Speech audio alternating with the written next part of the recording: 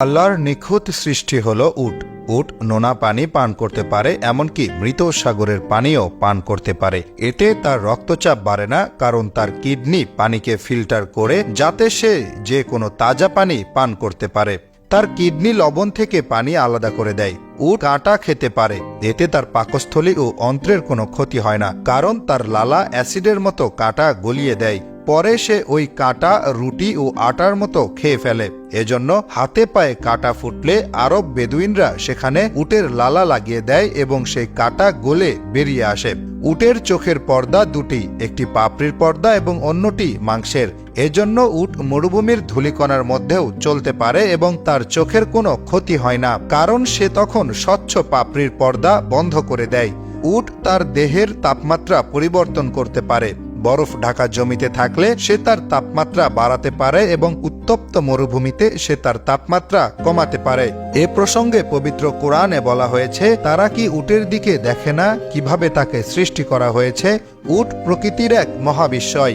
মরুভূমির উত্তপ্ত বালুর উপর ঘন্টার পর ঘন্টা পা ফেলে রাখে, কোনো পানি পান না করে মাসের পর মাস চলে। 150 কেজি ওজন পিঠে নিয়ে শত মাইল হেঁটে পার হয়।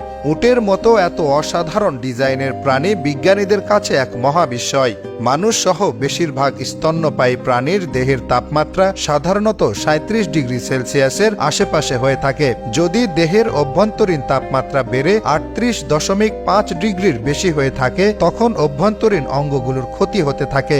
40 ডিগ্রির বেশি হয়ে গেলে লিভার, কিডনি, মস্তিষ্ক, খাদ্যতন্ত্রের ব্যাপক ক্ষতি হয়। 41 ডিগ্রির তাপমাত্রায় শরীরের কোষ মরে যেতে শুরু করে। এ কারণে যখন স্তন্যপায়ী প্রাণীদের অভ্যন্তরীণ তাপমাত্রা স্বাভাবিকের থেকে বেড়ে যায়, তখন শরীর তাপ বের করে দিয়ে ঠান্ডা হয়ে যায়। কিন্তু উটের জন্য এভাবে পানি অপচয় করা বিলাসিতা, কারণ মরুভূমিতে সবচেয়ে দুর্লভ সম্পদ হচ্ছে পানি। এ কারণে উটের শরীরে এক বিশেষ ব্যবস্থা রয়েছে।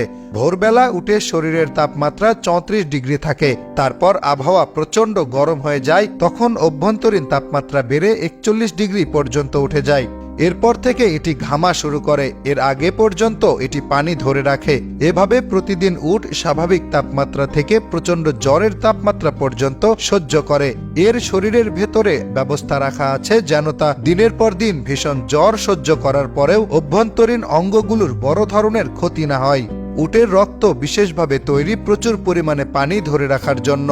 উট যখন একবার পানি পান করা শুরু করে, তখন এটি প্রায় 130 লিটার পানি পান করে। প্রায় 3টি গাড়ির ফুয়েল ট্যাঙ্কের সমান পানি 10 মিনিটের মধ্যে পান করে ফেলতে পারে।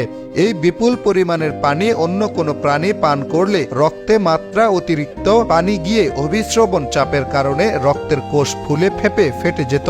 কিন্তু উটের রক্তের কোষে এক বিশেষ আবরণ আছে যা অনেক বেশি চাপ সহ্য করতে পারে। এই বিশেষ রক্তের কারণেই উটের পক্ষে একবারে এত পানি পান করা সম্ভব হয়। উটের কোষ হচ্ছে চর্বির আধার। চর্বি উটকে শক্তি এবং পুষ্টি যোগায়, আর পানি শরীরের যাবতীয় অভ্যন্তরীণ কাজকর্ম সচল রাখে, শরীরের তাপমাত্রা ঠিক রাখে। একবার যথেষ্ট খাবার এবং পানি নেওয়ার পর একটি উট 6 মাস পর্যন্ত কোনো খাবার বা পানি পান না করে টিকে থাকতে পারে।